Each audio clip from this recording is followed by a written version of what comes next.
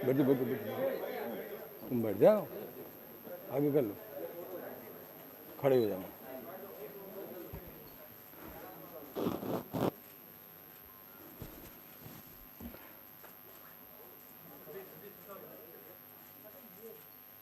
सम्मानित पत्रकार और मीडिया के भाइयों, मुझे बताते हुए बहुत ही हर्ष हो रहा है। समाजवादी पार्टी के माननीय राष्ट्रीय अध्यक्ष श्री अखिलेश यादव जी के कुशल नेतृत्व पर आज डॉक्टर धर्मपाल सिंह, पूर्व विधायक, एतमादपुर विधानसभा आगरा, समाजवादी पार्टी में शामिल हो रहे हैं।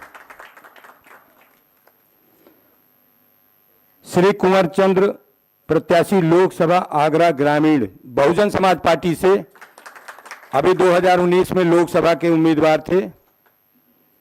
श्री कुंवर चंद्र जी प्रत्याशी लोकसभा आगरा ग्रामीण। इन्हीं के साथ श्री मखेंद्र सिंह चौहान, पूर्व जिला अध्यक्ष क्षत्रिय महासभा आगरा, उस हाल में हैं। श्री शिशुपाल सिंह जी सिकरवार, जिला महामंत्री क्षत्रिय महासभा आगरा। श्री सूबेदार वर्मा निषाद समाज के हैं। श्री सूबेदार वर्मा जिला पंचायत सदस्य आगरा। श्री सोनवीर सिंह, पूर्व सदस्य जिला पंचायत आगरा। श्री पूरन सिंह, पूर्व सदस्य जिला पंचायत आगरा। श्री अशोक निषाद, पार्षद नगर निगम आगरा। चौधरी धर्मेंद्र सिंह, जिला अध्यक्ष अखिल भारतीय पंचायत संगठन आगरा। श्री विशंबर सिंह दिवाकर, खेड़ी अड़ू। श्री मानवेंद्र सिंह, श्री छोटू सिंह, श्री राकेश यादव, श्री बाबी यादव, राजीव गिरी, राहुल यादव नगला स्वरूप, श्री केशव वर्मा, श्री रविंद्र, श्री ब्रजेश, श्री पप्पू, श्री जेपी, श्री प्रताप सिंह, श्री राजेंद्र सिंह उंदेरा, श्री मुकेश कुमार, करतार सिंह चौहान, राज बहादुर, श्री हरि सिंह जाटव, श्री समीप, श्री योगेश सिंह सिकरवार, श्री नरेंद्र सिंह सिकरवार, बनवारी लाल वर्मा, राजकुमार, श्री उदयवीर सिंह शेरखा, श्री बच्चू सिंह, श्री सोनू सिकरवार, दुष्यंत चौहान, मानपाल सिंह, कालीचरण, श्री ओमवीर प्रधान, मनोज सिंह, प्रेम मोहन त्यागी, कोमल सिंह, भूरी सिंह, नरोत्तम कुशवाहा, वीर सिंह चौहान, देव प्रकाश ऊंचा, श्री बालाजी परमार, श्री वीरेश चौहान, अमर सिंह, श्री चौधरी धर्मेंद्र सिंह, श्री नरसिंह बनई, विष्णु प्रधान, राजेंद्र प्रसाद, रणवीर सिंह, माधव सिंह, राजेंद्र, जोगेंद्र सिंह, सुशील सिंह, रामोतार, रूपेंद्र, हरिपाल, अनिल कुमार, सीनन सिंह, हरिशंकर, कैलाश, लाखन सिंह परिहार, राजकुमार नगला, श्री राममती राजकुमारी, श्री सोबरन सिंह वर्मा, उमेश सिंह चावली, रामकुसुम, श्री राम रतन, श्री भागीरथ जाटव, श्री मुनेश बाबू, मितावली, मनोज कुमार, सुरेंद्र कुमार, राम कुमार धाकड़े, चंद्रभान सिंह, श्री विशंबर सिंह खेड़िया, अशोक सिकरवार, शिवशंकर परमार, केपी सिंह गढ़ी और रद्दू, श्री प्रदीप चमरोला और श्री हरिओम उपाध्याय, पूर्व मंत्री उत्तर प्रदेश सरकार, माधवगढ़ विधानसभा जिला जालौन, आ गए हैं, थोड़ा सा लेट है, 15-20 मिनट में आ जाएंगे। ये सज्जन महानुभाव ने आज माननीय राष्ट्रीय अध्यक्ष जी के नेतृत्व पर समाजवादी पार्टी पर सम्मिलित होने का निवेदन किया है। मैं आदरणीय राष्ट्रीय अध्यक्ष जी से अनुरोध करूंगा कि वो आप मीडिया के भाइयों को और ये शामिल होने वाले लोगों को अपने वचनों से और अपने कथनों से आप सबके सामने श्री धर्मपाल सिंह, डॉक्टर धर्मपाल सिंह, पूर्व विधायक आगरा से अनुरोध है कि वो मीडिया के भाइयों के सामने अपनी बात संक्षिप्त रूप से मीडिया के सामने रखें। समाजवादी पार्टी के सभी कार्यकर्तागण और मेरे सामने बैठे बहुत ही सम्मान के योग्य समाचार पत्र के सभी बंधुओं, हम लोग बहुत दिनों से आदरणीय अखिलेश यादव जी ने जो पिछले कार्यकाल में प्रदेश के लिए, प्रदेश में सर्व समाज के लिए, युवाओं के लिए, किसानों के लिए जो कार्य किए, उनसे प्रभावित होकर आज समाजवादी पार्टी ज्वाइन कर रहे हैं। हम राष्ट्रीय अध्यक्ष जी का बहुत बहुत आभार व्यक्त करता हूं और विश्वास दिलाता हूँ कि समाजवादी पार्टी को मजबूत करने के लिए रात दिन मेहनत करके जो कुछ भी हम लोगों को मन पड़ेगा, समाजवादी पार्टी को मजबूत करें। बहुत बहुत धन्यवाद। श्री कुंवर चंद जी प्रत्याशी लोकसभा बहुजन समाज पार्टी से अनुरोध है कि वो मीडिया के भाइयों के सामने अपनी बात रखें। धन्यवाद। सम्मानीय राष्ट्रीय अध्यक्ष जी, विशेष सम्मान के पात्र पार्टी के जिम्मेदार सिपाही, मीडिया बंधु, सबको मेरी प्रार्थना भरी नमस्कार। सम्मानित साथियों,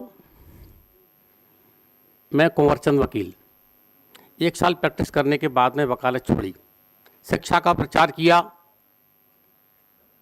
पार्टी के लिए काम किया। पार्टी ने प्रभावित होकर यानी बहुजन समाज पार्टी ने मुझे लोकसभा का चुनाव लड़ाया। मैं मात्र 9,715 वोट से हारा। मात्र मेरा व्यवहार सबके बीच में अच्छा रहा, फिर भी मुझे पार्टी से क्यों बाहर कर दिया, मैं उस बुराई पर नहीं जाना चाहता। बस मैं राष्ट्रीय अध्यक्ष जी से लंबे समय से प्रभावित, इनकी कार्यशैली, नुकसान हो जाने के बावजूद भी एक शब्द भी नहीं बोलना, मैं बहुत प्रभावित हूँ। इसकी वजह से मैंने समाजवादी पार्टी परिवार को अपना परिवार बना लिया और मजबूती के लिए मुझसे जितना भी बन पड़ेगा मैं बहुत शालीनता के साथ, अदब के साथ मैं पार्टी में रहकर मैं पार्टी को मजबूती के लिए काम करूँगा। इन्हीं शब्दों के साथ नमस्कार। परम आदरणीय राष्ट्रीय अध्यक्ष जी।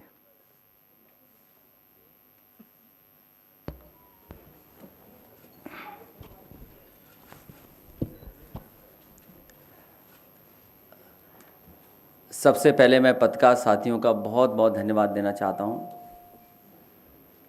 इधर कोरोना की वजह से, कोविड-19 की वजह से हम और आप लोग नहीं मिल पाए,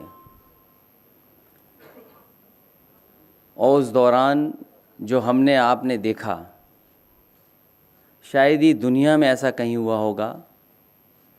जिस तरीके की लोगों को तकलीफ़ और परेशानियों का सामना करना पड़ा, और एक ऐसा समय आया जब लगा ही नहीं कि उत्तर प्रदेश में कोई सरकार है। लोगों को अपने हाल पे छोड़ दिया।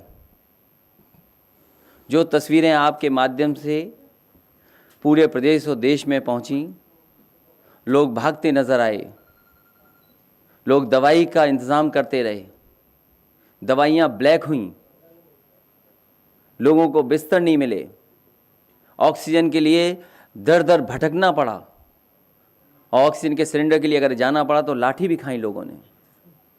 और उस पूरे के पूरे समय के में कहीं सरकार का पता नहीं लगा, और न जाने कितने हमारे आपके करीब के लोगों की जान चली गई।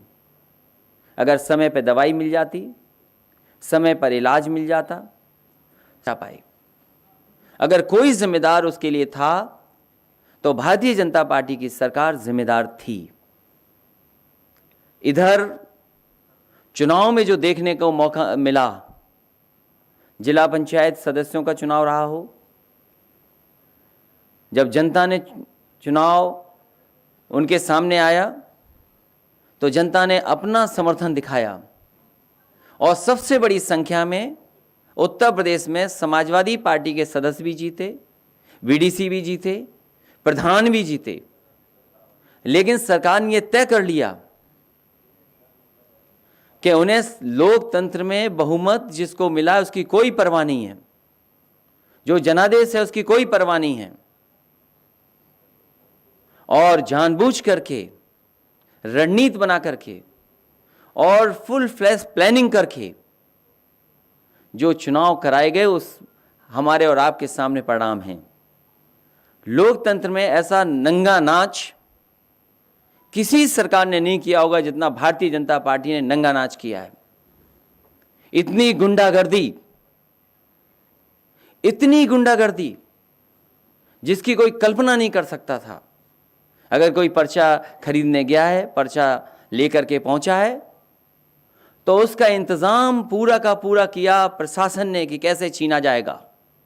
जिस प्रदेश की पुलिस और जिस प्रदेश के प्रशासनिक अधिकारी इस बात पे लगे हों कि पर्चा कैसे छीना जाएगा, और उसी समय हम लोगों ने वो चीज़ें देखी जो कभी कल्पना नहीं कर सकते हम। हमारी बहनों के साथ क्या व्यवहार हुआ, उनके कपड़े छीन लिए गए, उनके साथ जो व्यवहार हुआ, अपमान हुआ, कोई कल्पना नहीं कर सकता था। जो सपना दिखा रहे थे कि समाज को हम एक अच्छे रास्ते पर लेकर के जाएंगे, उनने उत्तर प्रदेश की बहनों के साथ कैसा व्यवहार किया, और केवल इसलिए कि ब्लॉक प्रमुख उनका बन जाए। पैसा चला वो अलग है, झूठे मुकदमे दर्ज हुए वो अलग है, गंभीर धाराओं में लोगों को घर पर नहीं रहने दिया वो अलग बात है। और सोचिए खुशी कैसे मनाई जा रही थी, लोकतंत्र की धज्जियां उड़ा करके लड्डू खाए जा रहे हैं, खुशी मनाई जा रही है। ये योगी नहीं हो सकते। मैंने कई मौकों पर कहा, फिर कहता हूं, मैं बात दोहराता हूं, ये योगी नहीं है। अगर कोई योगी होता तो शायद जनता को दुख नहीं देता। और मैं क्या कहूं, आज तो रिकॉर्डिंग है सबके सामने। लखीमपुर में जो बहनों के साथ हुआ उसकी बाकायदा रिकॉर्डिंग है कि कौन कौन उसके कपड़े को छीन रहे थे। दोनों बहनें मुझसे मिली यहां करके, दोनों बहनों से मैं मिला और हमने भरोसा दिलाया कि पूरे के पूरा उनके सम्मान के लिए समाजवादी पार्टी उनके साथ खड़ी दिखाई देगी। इटावा के एसपी सिटी, उनका कहना, उनका मोबाइल पे बात करना, किस वरिष्ठ अधिकारी से बात कर रहे थे वो वही जानते हैं। लेकिन वो खुद कह रहे हैं कि भारतीय जनता पार्टी के जिलाध्यक्ष, भारतीय जनता पार्टी के विधायक, भारतीय जनता पार्टी के कार्यकर्ता ये बम, ये इस तरह का पथराव और इस तरह की कानून व्यवस्था खराब कर रहे हैं। जहां नहीं जीत सकते थे चुनाव, वहां सोचिए बराबर करके चुनाव जीत लिया, बराबर कर करके चुनाव जीत लिया। और संज्ञान में कौन ले इस बात को? एसपी सिटी अपमानित हो जाए, एसपी सिटी झापड़ खा जाए, पत्रकार खुलेआम पिटे उन्नाव में, प्रदेश के दूसरे हिस्सों में पत्रकार पिटे। इस सरकार को उसकी परवाह बैठे हैं, बड़ी कुर्सी पे बैठे हैं, वो भी लोकतंत्र के धज्जियां उड़ते हुए बधाई दे रहे हैं। इससे ज्यादा शर्मनाक काम और कुछ हो नहीं सकता। ये सब जनता ने देखा है और समय आने पर जनता हिसाब किताब करेगी और जनता इनको सबक सिखाने का भी काम करेगी। जो कुछ और जिलों में हुआ है, तमाम कार्यकर्ता नेता हमें मिले हैं, जानकारी मिली है, पार्टी कार्यालय में सूचना मिली है। जिस तरीके से कोरोना में इन्होंने सही आंकड़े नहीं दिए कि कितने लोगों की जान चली गई, कितने लोगों की कोरोना की वजह से जान चली गई, न कोई मदद पहुंची उन तक, न कोई आंकड़े दिए हैं। संख्या क्या है ये सरकार नहीं बताना चाहती, क्योंकि सरकार मदद नहीं करना चाहती है। एक बार शिक्षक लोगों को जो ड्यूटी पे गए थे, कहा कि केवल 3 लोगों की जान गई है। बाद में संगठन और हम सब लोगों ने जब सवाल खड़े किए तो सरकार को स्वीकार करना पड़ा कि कितनी बड़ी संख्या में जान गई है। जो और प्रदेशों में जो होता हो वो होता हो, लेकिन उत्तर प्रदेश में जितना गुंडागर्दी हुई है, शायद पूरे पॉलिटिकल कैरियर में अभी तक मैंने गुंडा शब्द इस्तेमाल नहीं किया था। जब से पंचायत के चुनाव देखे हैं टीवी पर और लोगों ने बताया और जानकारी की कि भारतीय जनता पार्टी से बड़ी गुंडागर्दी वाली पार्टी कोई हो नहीं सकती। और प्रशासन का साथ लेकर के गुंडागर्दी करना, ये लोकतंत्र में नई परिभाषा तय की है। इसी तरह जो गोरखपुर में हुआ है, हमारा पार्टी का कार्यकर्ता बैठा है, चिन्हित कर करके उसकी टांग तोड़ दी गई। वो खड़ा है, बैठा है यहाँ पर। हमारे ये पूर्व पार्टी में है, इनके भाई हैं, इनका चिन्हित करके इनका हाथ तोड़ दिया गया। न जाने कितने लोगों पर झूठे मुकदमे दर्ज हुए, न जाने कितने लोगों पर गंभीर धाराएं लगी हैं, न जाने कितनी। घरों को गिराने के लिए तैयारी कर ली कागज की। इसलिए जो हुआ है वो सब ने देखा है और समय आने पर जनता इनको सबक सिखाने का काम करेगी। एक बार फिर मुझे खुशी है इस बात की कि डॉक्टर धर्मपाल सिंह जी समाजवादी पार्टी में आ रहे हैं।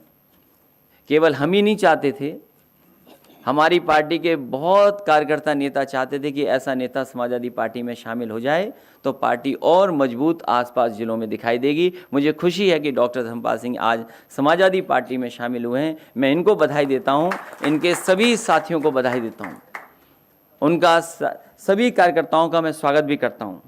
साथ ही साथ बहुजन समाज पार्टी के बहुत ही जिम्मेदार नेता कुंवर चंद वकील, जो चुनावी लोकसभा के लड़े थे, सामाजिक कार्यों में लगातार समाज में दलित पिछड़े उनकी मदद करते रहे। मैं इनका स्वागत करता हूं। इनके साथ जितने भी सहयोगी साथी आए हैं, मैं उनको भी बहुत बहुत बधाई देता हूं और मुबारकबाद देता हूं कि आपके आने से, आप दोनों लोगों के आने से पार्टी के तमाम लोग का मनोबल भी बढ़ेगा और एक ताकत बनी है कि आने वाले समय में पार्टी का परिणाम भी बहुत ऐतिहासिक होने जा रहा है। और आगरा के आसपास हम आपको भरोसा दिलाते हैं कि जिस तरीके से समाजवादी पार्टी ने सबको साथ लेकर के चलने का फैसला लिया है और विकास के रास्ते को और मजबूत करना है, क्योंकि दुनिया में आगरा का एक अपना नाम है, अपनी पहचान है। अगर देखा जाए ज़्यादा वो सबसे बड़े पैमाने पर आगरा से मदद मिलती है, एक्सपोर्ट के मामले में भी बहुत आगे है। जो आगरा के साथ भेदभाव किया गया है, जो आगरा के विकास को रोका गया है, केवल आगरा नहीं उसके आसपास के लोगों का जो विकास रोका है, चाहे वो हमारे किसान हों, हम आपको भरोसा दिलाते हैं कि समाजवादी पार्टी जिस तरीके से विकास कार्यों को आगे ले जा रही थी, आगे भी ले जाने का काम करेगी। मैं इसी के साथ सभी साथियों का बहुत बहुत स्वागत करता हूं, धन्यवाद देता हूं। और मैं आपसे कहूंगा कि गोरखपुर में जिस तरह की घटनाएं हुई हैं, क्योंकि मुख्यमंत्री जी अपने यहाँ एक्सपेरिमेंट पहले करते हैं, गुंडागर्दी का एक्सपेरिमेंट वो अपने वहाँ पहले करते हैं और उसको लागू फिर उत्तर प्रदेश में हर जगह करते हैं। मुझे दुख इस बात का है कि कल भारतीय जनता पार्टी ने, उनके नेताओं ने सबको बधाई दी, सबका धन्यवाद दिया, लेकिन पुलिस का धन्यवाद क्यों नहीं दिया? जिन जिलाधिकारियों ने झूठे मुकदमे लगाए, सुबह से लेकर के शाम तक परेशान रखा बीडीसी और जिला पंचायत सदस्यों को, उनको धन्यवाद क्यों नहीं दिया? अगर इनको न लगाया गया होता तो उत्तर प्रदेश का परिणाम ही दूसरा होता। मैं कहूँगा कि जो गोरखपुर में अन्याय का, गुंडागर्दी का एक्सपेरिमेंट हो रहा है, वो आप बताएं और उसके बाद जो प्रेस सवाल पूछना चाहेगी पूछ लेगी।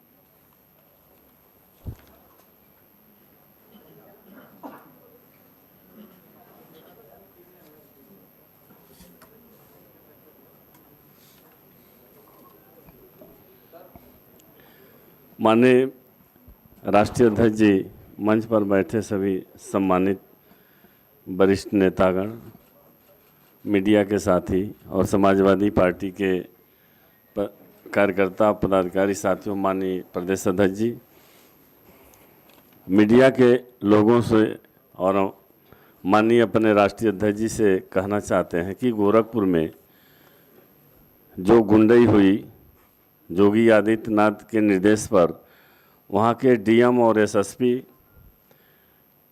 खुला भारतीय जनता पार्टी के प्रत्याशियों का मदद कर रहे थे। यहाँ तक जो पूरे ज़िले की यही हालत थी, लेकिन खोराबार में हम लोग थे, वहाँ शैलेश, खोराबार ब्लॉक और गोरखपुर जनपद, शैलेश यादव चुनाव लड़ रहे थे और इनका पर्चा दाखिला कराने के लिए हम लोग वहाँ जद्दोजहद कर रहे थे। माननीय विजय बहादुर यादव जी और सभी समाजवादी पार्टी के वरिष्ठ नेता हम लोग साथ में थे। तो वहाँ के सीओ जो थे, उनकी प्लानिंग थी, पहले कह रहे थे कि मात्र दो आदमी को जाने का परमिशन है। तो हम लोगों के द्वारा कहा गया कि एक समर्थक, एक प्रस्तावक, एक कैंडिडेट, 3 लोगों का तो जाना जरूरी है, नहीं तो पर्चा दाखिल कैसे होगा। लेकिन एक भी बात नहीं सुनी, दबाव बनाया गया, सपा के सब लोग मिलकर दबाव बनाए, तो फिर अनुमति दी है कि ठीक है 3 लोग एक साथ जाएंगे। अंदर ले जाने के बाद जो प्रमुख पद के कैंडिडेट थे, इनको वहाँ के सीओ और एसपी सिटी ने कहा कि ये अपना पर्चा हमको दे दीजिए और इसका जांच करवाते हैं। तो जांच करने के बहाने वो ले लिए और वहाँ के स्थानीय विधायक को वो पर्चा दे दिया और विधायक इनके सामने फाड़ कर फेंक दिया पर्चा और इनको एक कमरे में बाहर से बंद कर दिए पूरा समय। और बाहर से हम लोगों को जब गुंडों के द्वारा बंद किया गया, उनके पुलिस अधिकारियों के द्वारा, तो समाजवादी पार्टी के कार्यकर्ता नाराज हुए, विरोध अपना कर रहे थे और रोड पर बैठ गए। इतने में पुलिस लाठी चार्ज कर सबको पीटा। कम से कम 20 लोगों का हाथ पैर टूटा है। इसमें प्रत्याशी जो थे शैलेश यादव, उनके भाई दुर्गेश यादव का पैर टूटा है और मेरा छोटा भाई मनोज निषाद, इसका हाथ टूट गया है, सर फट गया है। ऐसे 22 लोग जो समाजवादी पार्टी के वर्कर हैं, सबको पुलिस ने पीटा। तो ऐसे पूरे जनपद में हमारा तो ये मानना है कि पूरे पूर्वांचल में ये पुलिस और भाजपा के वर्कर मिलकर पर्चा दाखिला नहीं करने दे, तमाम जगहों पर पर्चा फाड़ दिए हैं लेकर। वहाँ चरगावा ब्लॉक में रामाश्रय निषाद पर्चा वही गोरखपुर में ही पड़ता है चरगावा ब्लॉक, वहाँ उनके साथ मारपीट किए, उनका भी पर्चा फाड़ के फेंक दिए। चौरी चौरा में एक निषाद लड़ रहे थे, कैंडिडेट थे, उनका भी पर्चा फाड़ के फेंक दिया गया, मारपीट किया गया। खास करके पिछड़े वर्ग के लोग जो समाजवादी पार्टी से जुड़े हैं, उनको टारगेट किया गया, उनको फर्जी मुकदमा में फंसाने की धमकी, उनके ईंट भट्ठों पर जेसीबी भेजकर गिरवाना, मकान गिरवाना, बाउंड्री गिरवाना, यह धमकी देकर वहाँ अपने कैंडिडेट को भारतीय जनता पार्टी ने जिताया है। ऐसी घटना तो हम कभी नहीं देखे थे अपने राजनीतिक जीवन में। इस तरह से पुलिस प्रशासन और भारतीय जनता पार्टी के लोग जितना गुंडाई किए हैं, इसका कोई रिकॉर्ड नहीं अब तक मिलता है। तो हमारा प्रेस के माध्यम से, प्रेस के लोगों से माननीय अपने राष्ट्रीय अध्यक्ष जी से निवेदन है कि हम वहाँ जोगी जी का बराबर हम लोगों का जवाब दे सकते हैं और दिया जाता है। उनके किसी भी गुंडाई का जवाब हम लोग देने में सक्षम हैं। वो हम लोग को जो भी चाहें वो कर सकते हैं, लेकिन समाजवादी पार्टी कभी गोरखपुर में पीछे नहीं हटेगी। और जिला पंचायत अध्यक्ष चुनाव में वहाँ भी बीजेपी के कार्यकर्ता गुंडाई किए। उस समय हम चले गए थे देवरिया, तो वहाँ भी लाठी चार्ज हुई। वहाँ मुझे लाठी कई लाठी मुझे लगा मेरे पैर में और यहाँ मेरे भाई को। तो ये पिछड़े वर्ग के नेताओं को टारगेट किया जा रहा है कि ये लोग अगुवाई न करें, अपने समाज को जागरूक न करें। तो मेरा मानना है कि भारतीय जनता पार्टी के कथनी और करनी में बहुत अंतर है और ऐसे न इस प्रदेश का न इस देश का विकास नहीं हो सकता है। और हम मांग करते हैं अपने राष्ट्रीय अध्यक्ष जी से, प्रेस के लोगों से, कि वहाँ न्याय मिलना चाहिए और हमारी बात को आप लोग इसको उचित माध्यम से उठाने का प्रयास करें। इसी के साथ हम अपनी बात समाप्त करते हैं। जय हिंद, जय भारत, जय समाजवाद। जी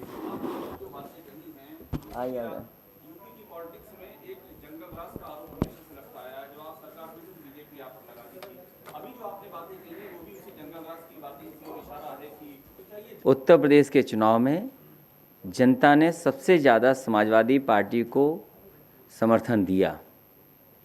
भारतीय जनता पार्टी को हरा दिया।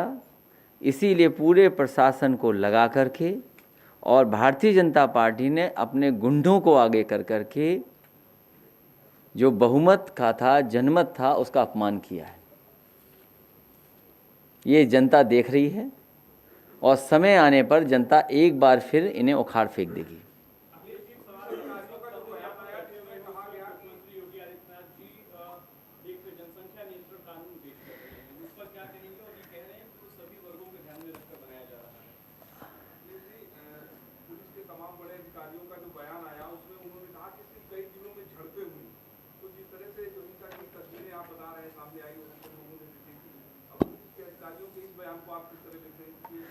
अगर पुलिस पिट रही हो, पत्रकार पिट रहे हों और पुलिस अपने लोगों को न बचा पा रही हो, एसपी सिटी का वो कथन, उनका कहना सरकार को स्वयं संज्ञान लेकर के उन दोषी लोगों के खिलाफ कार्रवाई कर देनी चाहिए। अगर एसपी सिटी उस समय कह रहे हैं कि भारतीय जनता पार्टी के जिलाध्यक्ष, भारतीय जनता पार्टी के विधायक, भारतीय जनता पार्टी के कार्यकर्ता बम चला रहे हैं, पत्थरबाजी कर रहे हैं, पीट रहे हैं, मुझे थप्पड़ मारा है, अगर पुलिस उस समय हाथ खड़े कर लेगी तो आप किससे उम्मीद करोगे न्याय?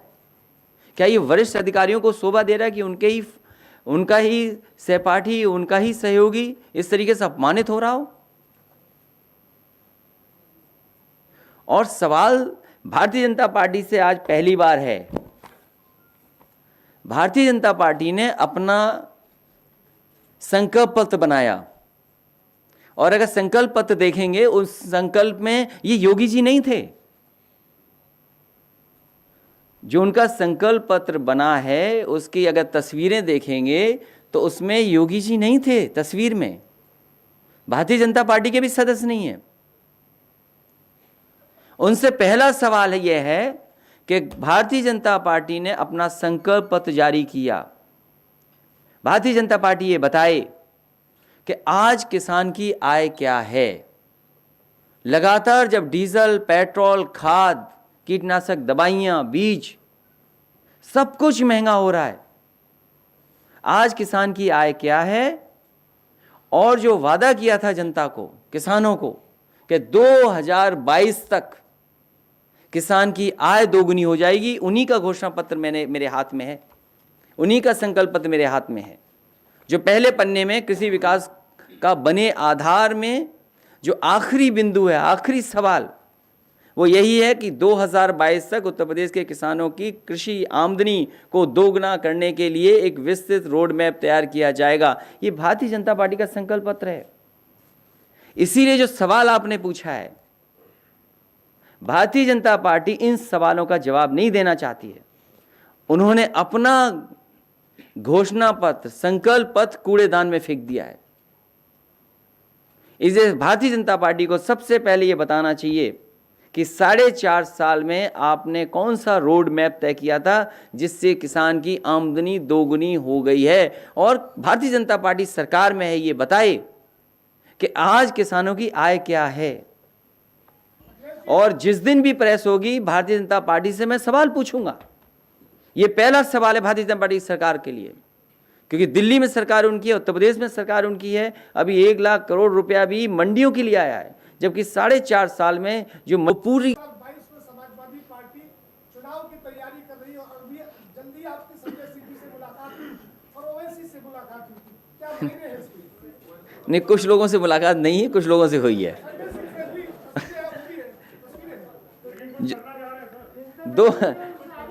2022 उसी की शुरुआत है कि आप देखिए हमारे बगल में डॉक्टर धर्मपाल सिंह जी बैठे हैं और उनके बगल में एक बहुजन समाज पार्टी के बहुत ही सीनियर नेता हैं।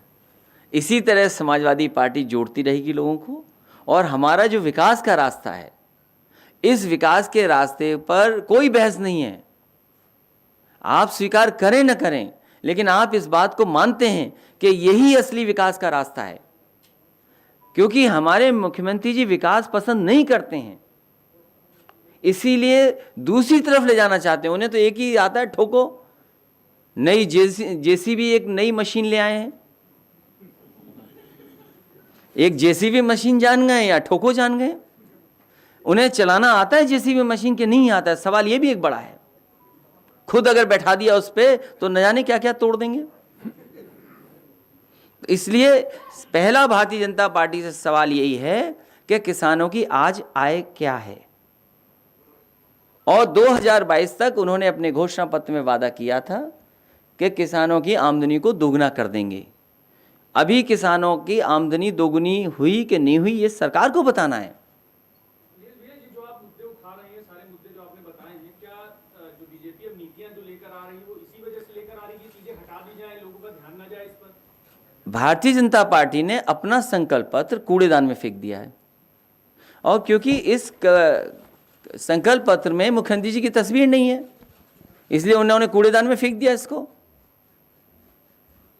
तो ये सवाल पहला है जो उनका सबसे पहला किसानों के लिए लिखा गया, वो हम जानना चाहते हैं कि किसानों की आय दोगुनी कब तक होगी। 2022 के लिए लिखा है उन्होंने।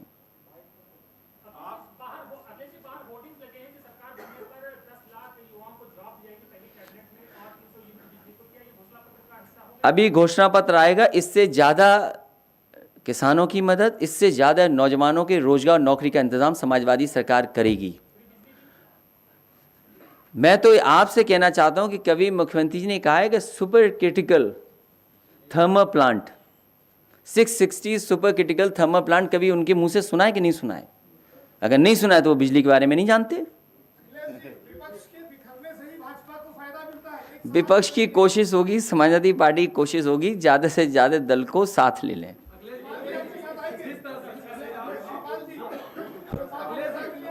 सबको लेंगे, जो जो छोटे दल हैं सबको। कई बार मैं कह चुका हूं, फिर रिकॉर्ड कर लो कि सभी दलों को, छोटे दलों को साथ लेने का प्रयास लगातार समाजवादी पार्टी करेगी।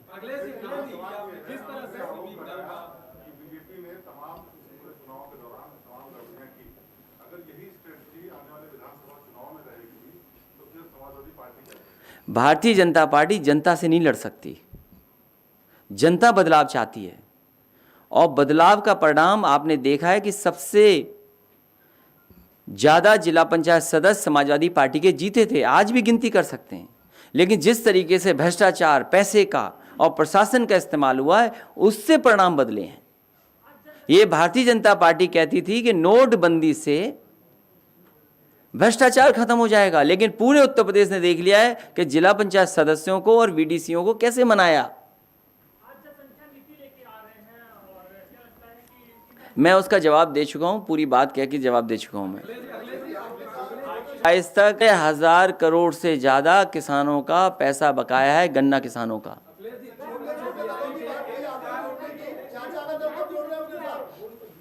फिरोजाबाद वाले शांत रहे।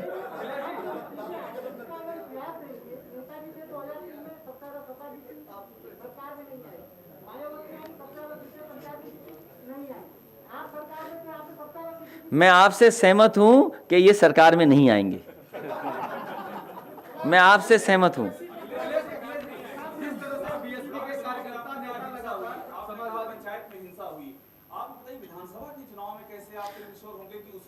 उत्तर प्रदेश की जनता भारतीय जनता पार्टी को हटाना चाहती है। जनता से ज़्यादा संख्या नहीं है इनकी, जनता बदलाव चाहती है।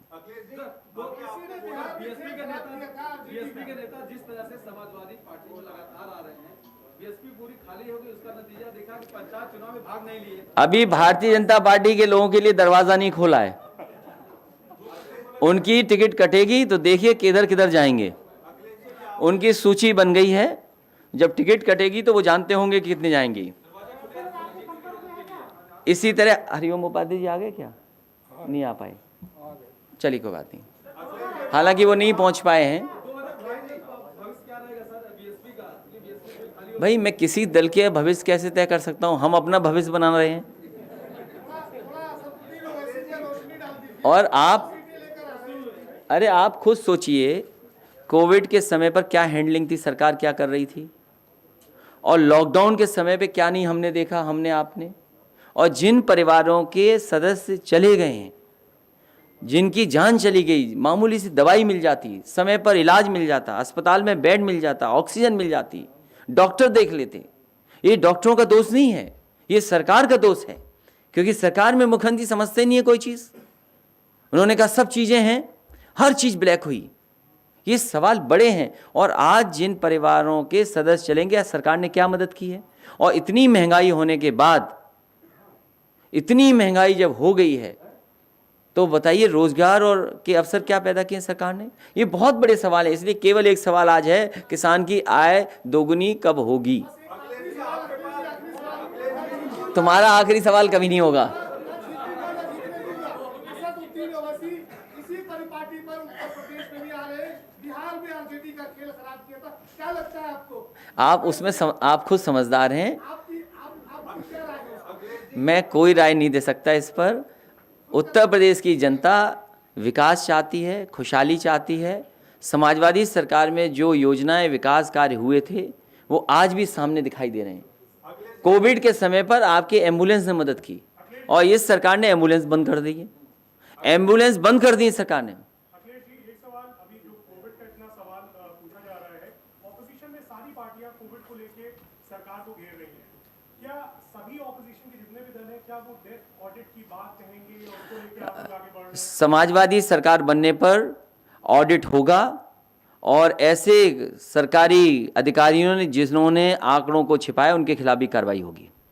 और जिला पंचायत के चुनाव में और ब्लॉक प्रमुख के चुनाव में जिन्होंने अधिकारियों ने अपनी सीमाएं लांघ गए हैं, उनकी भी सूची बनी हुई है।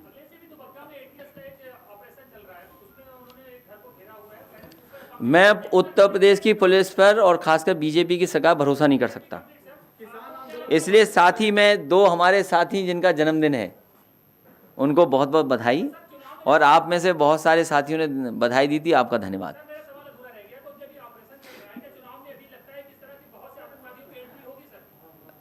ये बात को ये जवाब देना चाहिए कि उत्तर प्रदेश के किसान इंतज़ार कर रहे हैं कि उनकी आय दोगुनी कैसे होगी, और आज किसानों की आय क्या है। जिस तरीके से डीजल पेट्रोल और महंगाई बढ़ी है, उस समय सरकार को बताना चाहिए कि कितनी आय है किसानों की।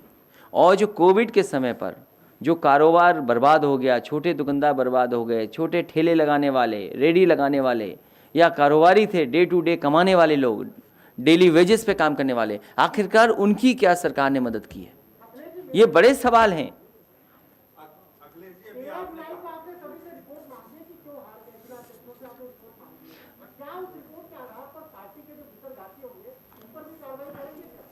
बेतरघातियों से काम लेंगे।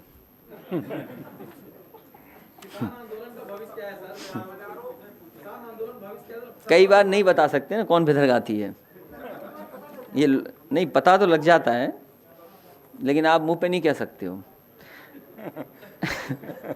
मैं अनिल सैनी जी को बहुत बधाई देता हूं उनके जन्मदिन पर, खुर्रम निजामी जी को बहुत बहुत बधाई, और एक बार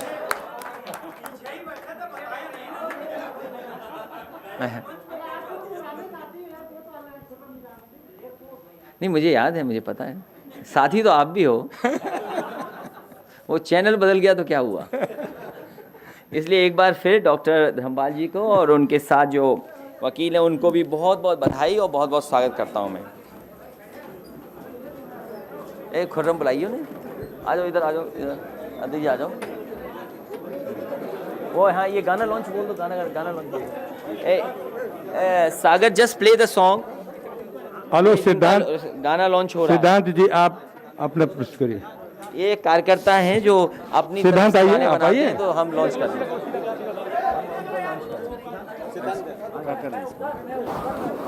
ये सिद्धांत के द्वारा माननीय राष्ट्रीय अध्यक्ष जी के करकमलों से आज उनके गाने को लॉन्च कर रहे हैं। माननीय राष्ट्रीय अध्यक्ष जी के करकमलों से सिद्धांत जो मिर्जापुर से आए हैं, युवा कलाकार हैं, अनुरोध है कि आवे और अपना गीत प्रस्तुत। अखिल अखिल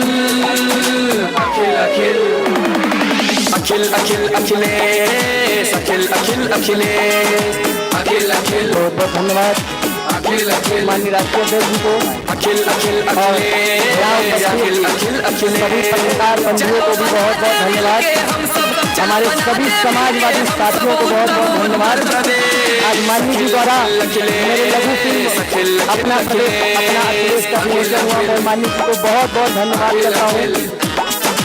अखिल अखिल अखिल अखिल,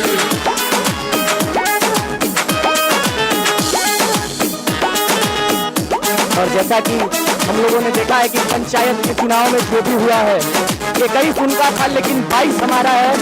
माननीय राष्ट्रीय अध्यक्ष जी के जन्मदिन के अवसर पर मैंने एक गीत लॉन्च किया था, मैं सिर्फ 2 मिनट आप सभी के बीच रखना चाहूँगा। यूपी के हर घर के बायब की च्वाइस, अखिलेश जी के इंतजार करे 22। यूपी के हर घर के बायब की च्वाइस, अखिलेश जी के इंतजार करे 22।